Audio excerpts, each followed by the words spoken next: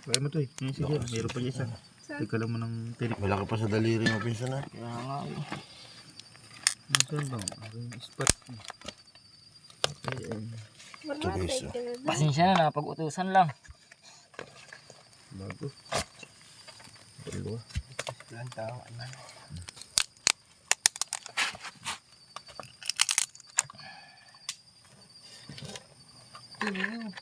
Punta kang ilog. Buhay ka. Babalik naman kita. Kaya, ngayon ka Teka mga lang gat. tayo ng mga pa. Ang bahay. May balik, kung meron ka ng building masikitantam.